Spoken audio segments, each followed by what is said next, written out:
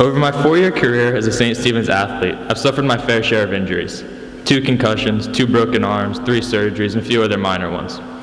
Over these 4 years, I've learned many things about myself and life through these injuries. It started at the end of football season my sophomore year.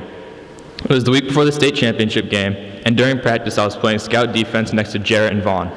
Sidney Brown was running the ball and he came our way. He usually would just run out of the way so we wouldn't have to touch him, but this time he didn't go to the outside and ran straight towards me. I got out of the way and looked at Jarrett and Vaughn confused about what just happened. There used to be this joke about giving yourself a concussion on purpose so you could get out of practice.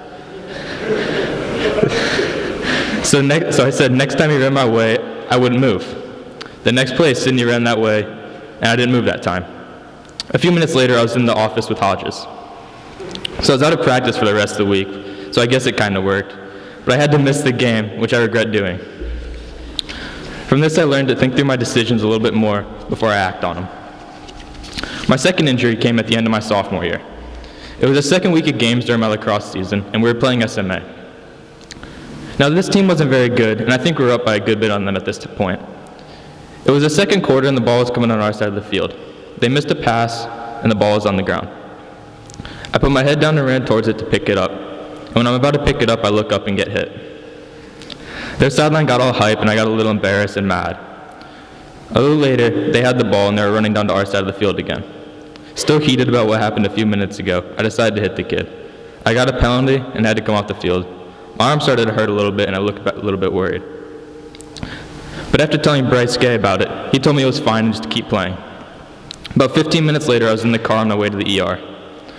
Later that night, the x-ray showed that I popped my bone out of place and broke it. The following month, I had my first surgery. After 8 weeks of being in a cast, I got it off and was playing my second game back against Tampa Prep. It was the first quarter and we were on defense. I went to push the guy with the ball, and when I hit him, I felt a sharp pain in the same spot I did before, and it looked the same too. About a week later, I'm back getting surgery and the exact same thing I did last time. This time I had to get pins to hold it in place. Well, when they put them in, something went wrong and I had to get a staph infection. Only about a week after my second surgery, I was back in the operating table once again. Needless to say, I didn't finish out the season. But these experiences have shown me something to think through my decisions more rationally and to think how they'll affect me later down the road.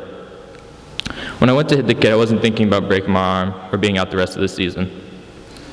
After having gone through all these injuries, I've learned to take advantage of the time you have, because it'll come to an end one day, and you'll only have the memories to look back on. If you guys get anything out of this speech, I want it to be to take advantage of the opportunities you have in life, and to make the most out of them because they won't last forever. So for my thank yous, I'd like to start by thanking my parents for all they've done for me, always supporting me in whatever I've done in life. Mom, I definitely wouldn't be up here without you today. You're the most kind and generous person I know. You always want what's best for me, and you put my needs before your own. I wouldn't want to call anyone else my mother. I love you. Dad, you're the smartest man I know. You know everything about everything, whether it's cars, boats, or anything mechanical. Thank you for all the lessons you've taught me. I love you. Chloe, we may not always get along, but you're always there for me when I need you. You're my best friend who I can go to anything about. You're the best sister I could have asked for. I don't know what I know I don't say this enough, but I love you. Coach Cornetti, from the first day I walked in the locker room, you welcomed me with open arms. You taught me so much more than just the game of football. I can't thank you enough for that. You taught me how to have a great work ethic and love the people around me. Love you, Coach. Sket, we've been friends since freshman year and spent some of the best 4 years of my life. I'm really glad you decided to play football after trying to get you for a little while, because some of those memories we made will stay with me forever. You're truly the nicest person I know, and I'm proud to be able to call you my best friend. I'm going to miss you next year up at Denison, but I know you'll be doing great things. Love you, Big Red.